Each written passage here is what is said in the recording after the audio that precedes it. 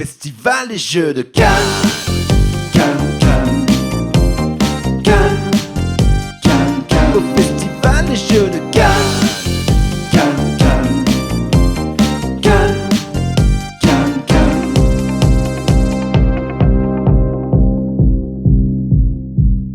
On va présenter les deux grosses sorties de Cannes qu'on a. Attention à bien le garder. Effectivement.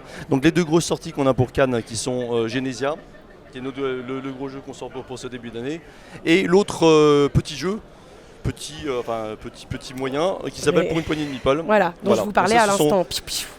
Les deux grosses sorties, puis on fera un point simplement sur les jeux qui sont sortis dernièrement. On a aussi effectivement quelques petites extensions à présenter, et puis effectivement on est avant. Ok. Bon donc, oui, donc pour reprendre. Eh ben on va s'asseoir. Voilà.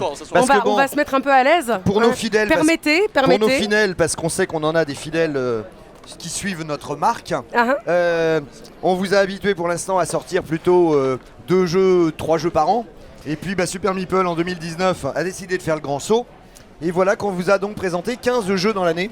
D'accord, ah oui, 15. 13. On en a parlé un petit peu. Ah bah ça y est, je suis marseillais, ça doit être ça. C'est ça. Bon, 13 jeux dans l'année. Donc on a déjà parlé un petit peu, mais donc alors 2 qui sont vraiment nos jeux propres. D'accord. Et puis les autres qui sont des localisations, puisque c'est vraiment l'élément novateur de chez Super Meeple. Alors je me souviens effectivement que vous avez défini un logo particulier pour les localisations, qui est le petit meeple avec le masque. C'est ça, voilà. Contrairement à notre logo de base, qui n'a pas le masque, qui permet de savoir si c'est nous, créateurs du jeu, ou si ce sont des jeux étrangers que nous francisons. D'accord, très bien. C'est tout à fait ça.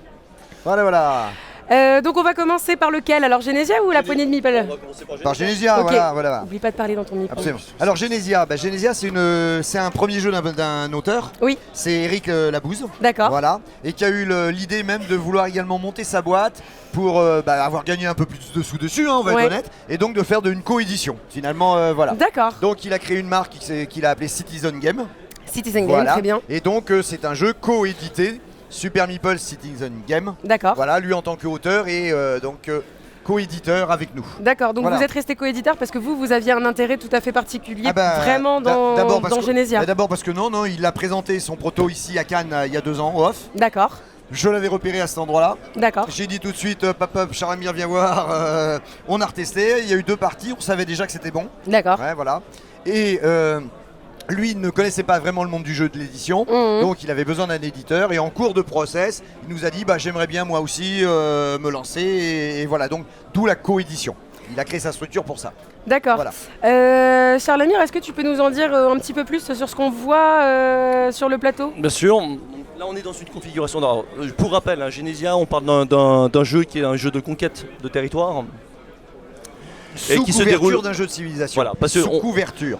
On parle de jeu de civilisation aussi parce que le jeu se déroule sur 3 âges. Ouais. Un premier âge qui est le préhistoire, deuxième âge le Moyen-Âge et troisième âge qui est les temps modernes, voire post-modernes. D'accord. Donc le jeu, l'objectif c'est quand même de s'étendre sur les territoires, sachant qu'ici on est dans une configuration 3 joueurs, donc selon le nombre de joueurs, on a un plateau ici qui varie. Donc on est dans 3 joueurs, chacun. Des branches. Exactement, chaque joueur a son plateau. D'accord. Chaque joueur a sa couleur de pion et sa solution des cités. Et l'objectif, ça va être, en partant de la terre natale, qui est ici, d'aller s'étendre le maximum et conquérir les territoires qui valent le plus. Sans trop, d'accord.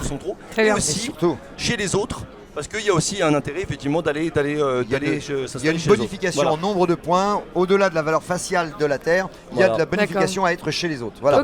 Et ça, c'est un clan, c'est l'unité de base de notre population. D'accord. Et alors, donc pour les habitués de Super Meeple, on pourrait se poser la question, mais pourquoi ils n'ont pas fait des meeples finalement? Ah bah oui, c'est vrai. Pourquoi est-ce qu'ils ont fait un petit bout de plastique qui s'empile? Parce qu'une des particularités de ce jeu, même 2 particularités, c'est qu'il peut y avoir des combats, que pour savoir si on peut s'attaquer, on ne peut attaquer que si on est en supériorité strictement numérique sur un terrain à côté, et que donc c'est beaucoup plus simple si j'ai ça devant les yeux de savoir si je peux attaquer que si j'ai 10 meeples là, 9 meeples là, que je dois compter un par un pour savoir si c'est attaquable ou pas.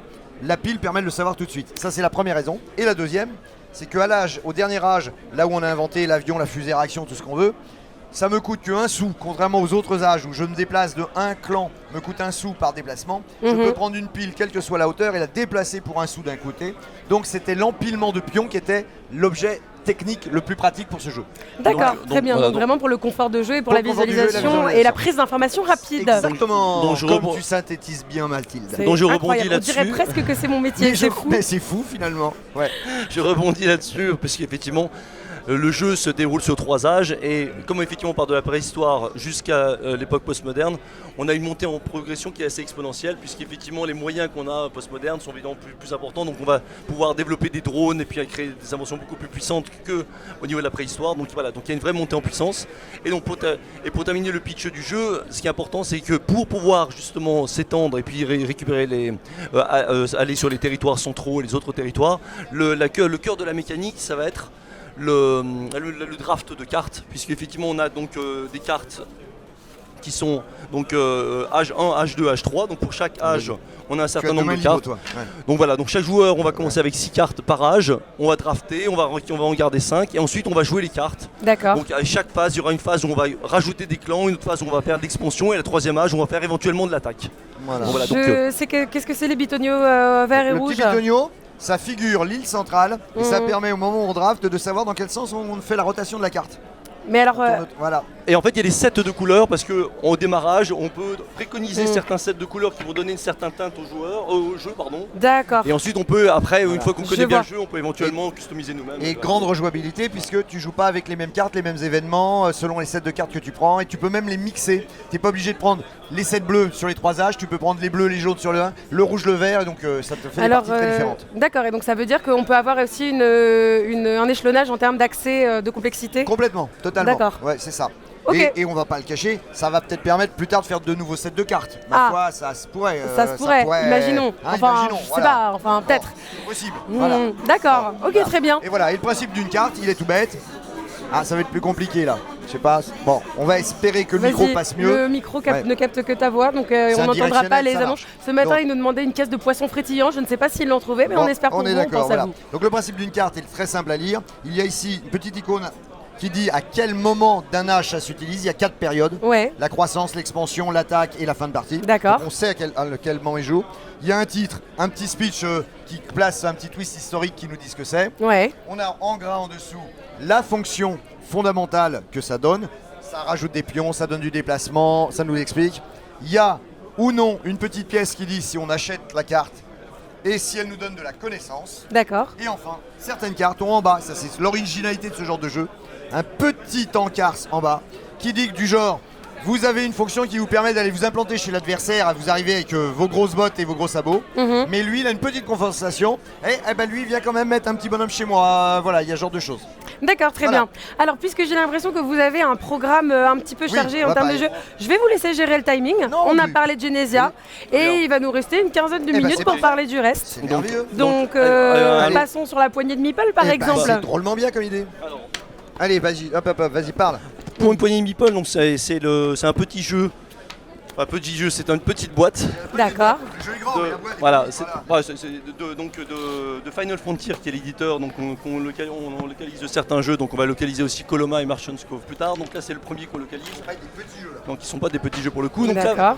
donc, Petit plateau. jeu qui donc qui fait qui utilise la méthode de la Wallée, donc c'est se passe à l'époque du western. On a donc une rue principale avec différents bâtiments et on va avoir une poignée de meeples. Donc La poignée. voilà, des meeples qui vont être distribués sur les plateaux. Voilà, comme donc au début il y en a 3 sur chaque bâtiment.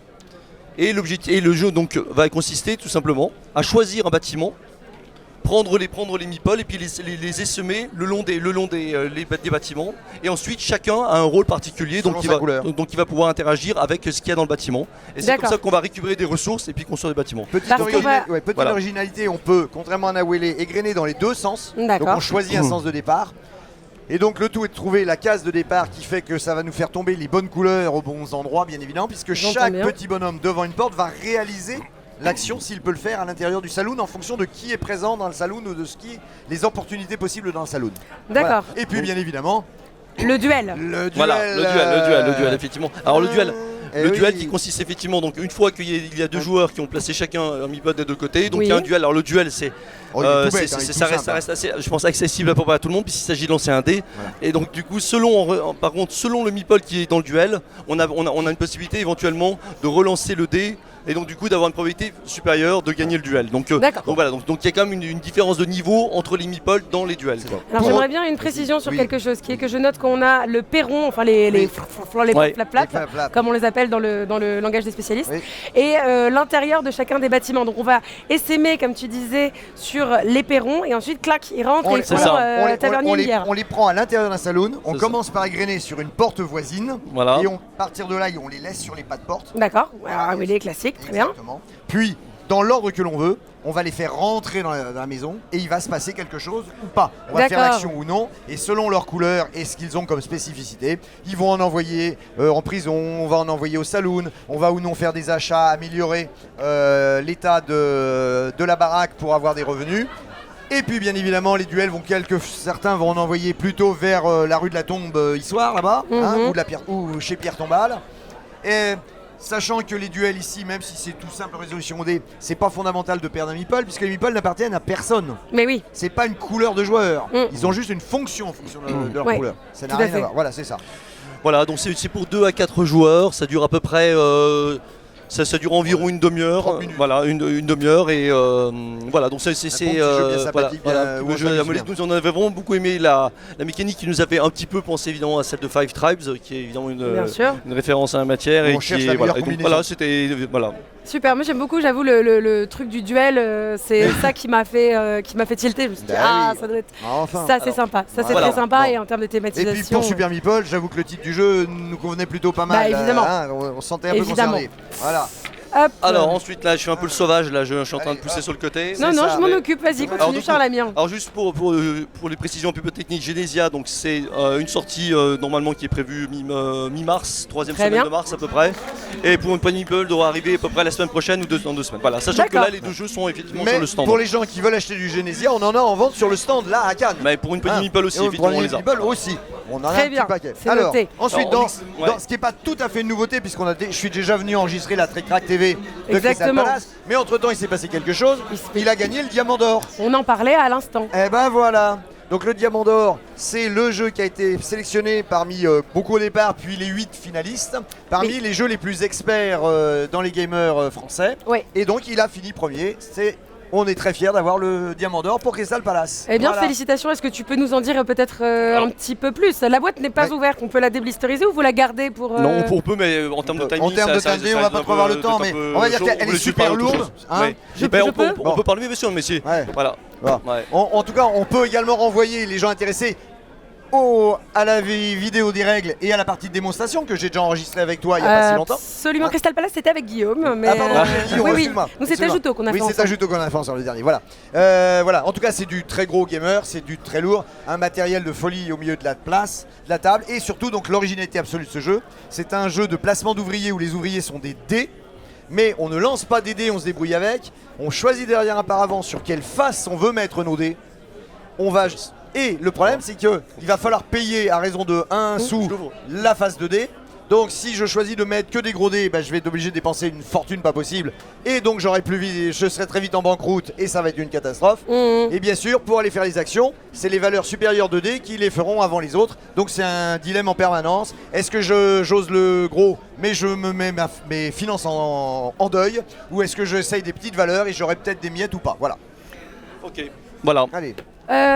Passons à la suite. Allez, Bernard, oui. parle-moi un peu de Magnastorm. Alors Magnastorm, c'est une localisation avec Fireland.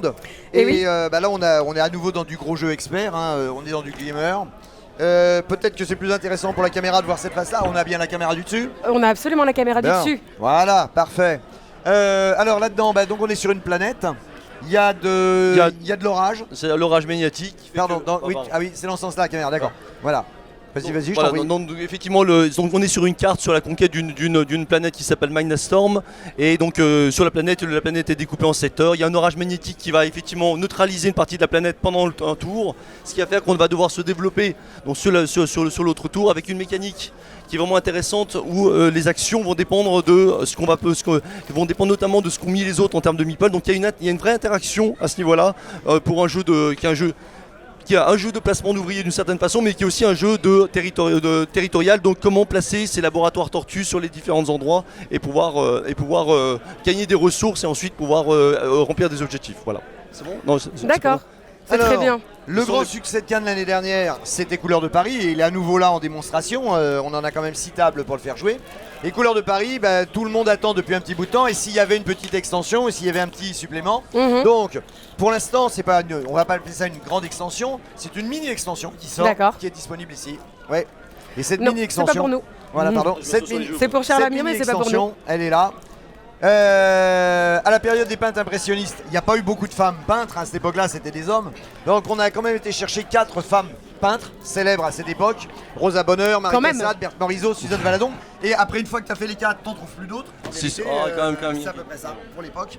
Et donc, D'accord, vous avez travaillé avec des gens qui sont spécialistes de la période impressionniste Oui, nous. pour nous. vous-même. Voilà, c'est ça. D'accord. Absolument. Voilà. Très bien, c'est pas du tout ma spécialité, donc Ben je voilà. ne saurais dire Mais si vous je- mentez mais je ou pas. peux- Mais je peux l'affirmer. Voilà. Non, il y en a Très bien. quelques- Voilà. non, il y en a que Oui, il y en a il 2-3 autres, mais c'est là. Et donc, on s'est dit, on va faire une petite particulière. Donc, c'est pour le jeu asymétrique où on joue des rôles et des personnages. D'accord. Donc là, le but, c'est de jouer les 4 femmes ensemble, pas de les mélanger réellement avec les hommes, parce qu'elles introduisent une nouvelle mécanique. D'accord. Les hommes, c'était des pouvoirs pour soi, des avantages pour le joueur. Et elles, alors, on va se faire traiter de sexiste tout, mais on l'assume, c'est trop Et rigolo. je serai au premier Vas-y, rang au pour premier le rang. faire. Hein, on sait bien que quand il y a une femme à table, c'est le bazar, qu'est-ce que tu veux, hein. Ah là là là là, voilà. Et donc pour jouer le twist, on a choisi, pour que le jeu soit encore plus interactif, elles, leur pouvoir, c'est de pourrir le jeu des autres, Ah. exclusivement. Donc si tu mets les 4 femmes ensemble, elles se pourrissent mutuellement le jeu, bien sûr. Donc on en a par exemple une qui est capable d'aller peindre ses petits cubes blancs sur les tableaux des autres pour leur enlever des points. Voilà. D'accord. On te dit un truc dans l'oreillette là, non? Ah non, on me dit rien du D'accord, tout ok. dans l'oreillette. Je passe Arrête un ces très conneries bon qu'il moment. arrête. Voilà. Je t'en prie, continue, Ok, vas-y. Voilà. On en a une par exemple qui décide que tu croyais que tu allais récupérer 7 cubes de couleur dans ton pot de peinture. Bah, ce tour-ci, c'est comme si tu n'avais pas développé ton pot. Tu es D'accord. obligé d'en prendre que 3. Donc, Ok. triste mine. Et on en a même on a une patate chaude. Ah, Pour devenir premier joueur, première joueuse du ouais, coup. voilà, première joueuse, on prend la place et automatiquement on se débarrasse de la carte. On la file à un autre. Et Mhm. donc on reprend son pouvoir. Donc les pouvoirs deviennent tournants. D'accord. Mais celui qui l'a en fin de jeu perd des points de victoire. D'accord. Voilà. Donc, Très bien, donc et oui. vraiment le concept de Le la contact patate chaude. de la quoi. patate chaude, c'est ça. Super. Voilà. Eh ben, Alors, ça, c'est- d'accord, il y en a un il y a- couple et là. voilà, Juste voilà. très rapidement Ouais, sur la quête ça du va, bonheur, allons-y. effectivement, qu'on a sorti, qui est sorti pendant cet été, la quête du bonheur. Ne vous pressez pas non plus, on a encore Oui, un oui, petit peu de d'accord, temps. ça hein, marche. il On nous a ça, reste, et puis on a juste un 5 bonnes minutes. Alors, attends, donc D'accord. on montre ce que c'est. Ça, c'est le jeu de base, la quête du bonheur. Donc il y a eu déjà trois extensions qui sont sorties, communauté, le KS1, un pack de nouvelles cartes KS1 et un autre pack de KS2. Là on est sur un nouveau pack de cartes KS3 dans lequel on rajoute différents éléments. Si on veut. On a une extension qui s'appelle Thug Life qui permet effectivement d'incarner en revanche soit des braqueurs de banque, soit des truands, etc. Donc ça donne une autre dimension un petit peu au jeu.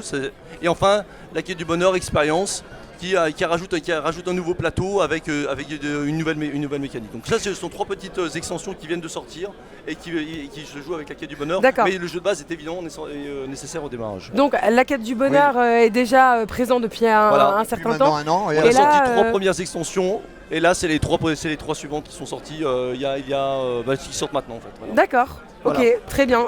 Et pour terminer, alors Alors, c'est une de nos prochaines sorties, donc c'est une sortie On dévore. qu'on voulait faire depuis un petit bout de temps, qui est donc Endeavor, qui est sorti normalement pour avril de cette année. Donc D'accord. Endeavor, c'est un jeu qui a été d'abord édité par Istari Mhm. et qui a été ensuite kickstarté par une coédition américaine-canadienne. Mhm.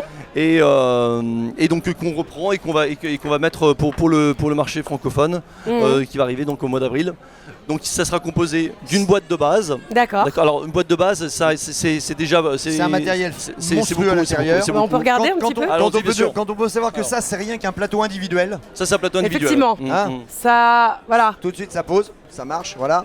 Et attends, juste que la caméra voit. Il y a tout un set de rangement extraordinaire dans la boîte parce que c'est quand même assez Bah, rare. là c'est très mal rangé Il y a- comme j'ai oui, fait. oui, t'as pas mis les sets de couleurs, mais Non. donc on a le set de rangement des tuiles.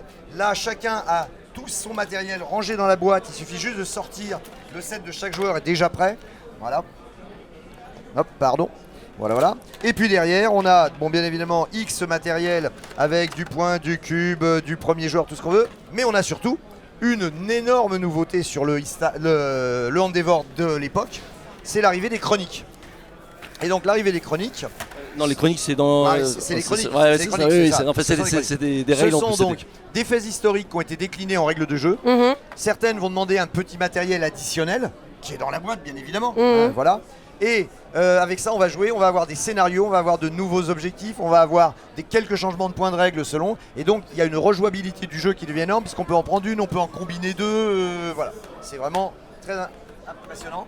Et puis, indépendamment de ça, il va même sortir en même temps en parallèle un petit set de matériel supplémentaire, non pas supplémentaire, de remplacement on va dire, qui pour les quelques pièces qui sont encore en 2D, de choses comme ça, il y a là-dedans il y a un canon en tuile, on va avoir le canon en 3D, ce genre de choses. Ce sont les objets qui avaient été débloqués dans les stretch gold des Kickstarter. D'accord. Voilà. Mais Très bien. comme c'était venu plus tard, à l'origine, le Kickstarter était prêt avec une boîte thermoformée, il y avait déjà tout. Mhm. Donc c'est pas possible, même pour nous arrivant après, de remettre tout dedans. Donc c'est une petite vente à part. D'accord. Voilà. Donc le jeu effectivement sera composé donc, de la boîte de base plus effectivement de quelques modules supplémentaires et on va aussi sortir donc par contre ce qui est une nouveauté, ce Et qui n'avait surprise. jamais sorti avant, c'est l'âge de l'expansion. Voilà. Donc l'âge de l'expansion, La vraie voilà. expansion, Donc, elle ça, arrive. donc cette D'accord. extension c'est de nouveaux bâtiments, de nouvelles cartes et également une nouvelle mécanique qui est la mécanique de la notoriété. Et donc voilà, qui va apporter davantage de gameplay, qui va changer et qui est basé donc voilà et donc sur cette enfin, sur la même mécanique de base. Et donc ça c'est pareil, ça sortira normalement à peu près en même temps. Et D'accord. voilà. Et sans oublier, on l'a pas pris parce qu'il fallait pas tous les boîtes, mais on vient de sortir également Glenmore 2, qui Eh est oui. aussi une énorme boîte Kickstarter avec un Oui, énorme tout à matériel. fait, très belle d'ailleurs. Voilà, La couverture tout ça- est magnifique. Voilà, et tout ça pour dire que donc Super Meeple, on sait pas quand ils vont s'arrêter, c'est fou là, ils sont dingues, ils sortent C'est- beaucoup trop de jeux. Mais effectivement. Mais oui. Alors, est-ce que vous avez. Il nous reste juste une minute, je vous Oui. poserai la dernière question. Vas-y. D'abord, toi, Bernard, Oui. est-ce que tu as un coup de cœur en 10 secondes? Bon, Oui. ça va être là, 10 secondes, je compte. Alors bon, il est facile, mon coup de cœur c'est le Endeavor. Pour le petit pitch, quand Endeavor est sorti l'année en question, il y a eu un tournoi d'Endeavor organisé ici et j'ai gagné le tournoi d'Endeavor à l'époque. Et donc, c'est ton coup de cœur. Et donc, c'est mon coup de cœur. Merci, Bernard. Charles Amir, à ton tour, est-ce que toi, tu as un coup de cœur? Mon coup de cœur ça va être Genesia forcément parce que ça fait 2 ans qu'on travaille dessus. Genesia c'est un jeu qui apporte qui a une dimension interactive, qui donne une dimension avec une vraie croissance exponentielle pendant la partie, c'est extrêmement prenant, c'est clairement effectivement un jeu Super. qu'on est Voilà. fier de sortir. Cannes,